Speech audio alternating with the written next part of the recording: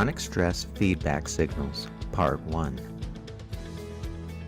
When the stress response is activated for an extended period of time, virtually every system in the body functions differently. This includes the immune system, the digestive system, the reproductive system, the nervous system, the endocrine system, the muscular system, and every other body system and their related organs. Each body system changes its normal functioning for the sole purpose of providing the body with immediate speed and power to survive a physical threat. And as I mentioned, the body will also send signals that there is an imbalance and that changes need to be made. We commonly call these signals stress symptoms. Here are some common signals the body uses to tell us to turn off the stress response. Headaches. A headache is usually the result of constant contraction of the muscles in the head, neck, upper back, and shoulders. Muscles in their natural state are typically not contracting. They're relaxed. They only contract when the nervous system directs them to contract. When a muscle gets the message to fight or run for prolonged periods, it remains in the contracted state much longer than necessary. Over time, this results in pain. A headache is not necessarily a bad thing. Tension headache pain is feedback that our muscles have been contracting too long. They really need to relax. A tension headache is usually a simple thing to fix. Effectively relaxing those muscles makes the pain go away. Another effect of prolonged muscle contraction is fatigue. Have you ever come home from a rough day at work or school and found yourself just worn out? Why would a day with such little physical activity make you feel so tired? When the body senses any kind of stressor, it naturally and automatically gears itself up for physical activity, running or fighting. Even though the body has remained mostly inactive because it hasn't followed through on that message, it is fatigued because the muscles have still been tensing up in preparation for activity all day. Try this. Clench your fists as hard as you can and see how long you can maintain this before your arms and hands become tired. Under this type of stress, it's easy for muscles to experience fatigue. They're exhausted. The same is true when the muscles involved in fighting and running continue contracting all day long. It's physically draining. It's no wonder we're worn out at the end of the day. Consider this. A psychologist walked around a room while teaching stress management to an audience. As she raised a glass of water, everyone expected they'd be asked the half-empty or half-full question. Instead, with a smile on her face, she inquired, "How heavy is this glass of water?" Answers called out ranged from 8 ounces to 20 ounces. She replied, "The absolute weight doesn't matter.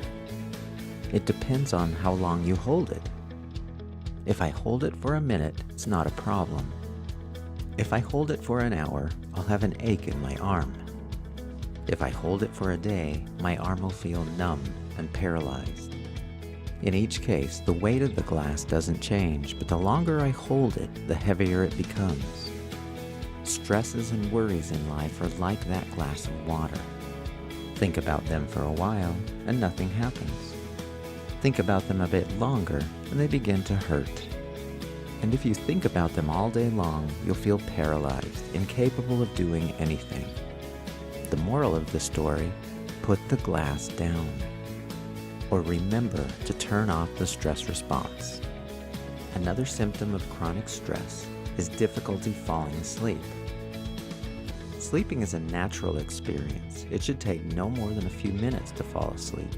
You should also sleep comfortably through the entire night without waking up several times.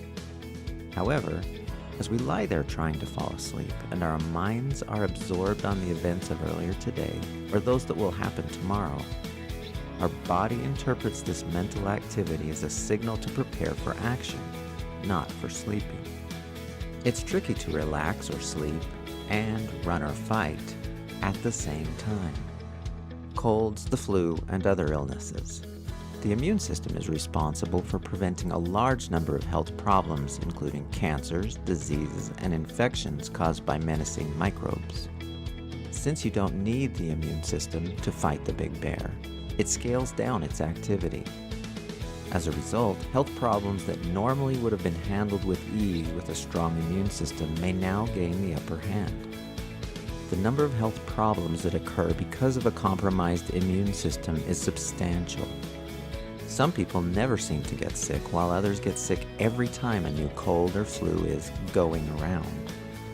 Though there are several factors that affect immune function, such as diet, exercise, and sleep, among others, we can say with confidence that there's a direct relationship between stress and immune function. As stress goes up, the immune system's strength goes down. As stress goes down, the immune system functions more effectively. Have you ever noticed that some people tend to get sick more often than others, even though they spend their time in the same environments? Based on this discussion of the immune system and stress, how would a person's chronic stress levels explain differences between those who get sick quite frequently and those who do not? Upset stomach and other digestive problems. We don't need the digestive system when we're running from the big bear. The normal functions of the digestive system aren't helpful for escaping a dangerous situation. As a result, during stress, the body won't completely coordinate all the different processes necessary to break down food and absorb it into the bloodstream. Essentially, every activity in the digestion process functions in unbalanced ways when the stress response is on. This can result in a whole host of digestive problems, changes in appetite and obesity. When people feel stressed, a very interesting thing happens when it comes to their desire for food.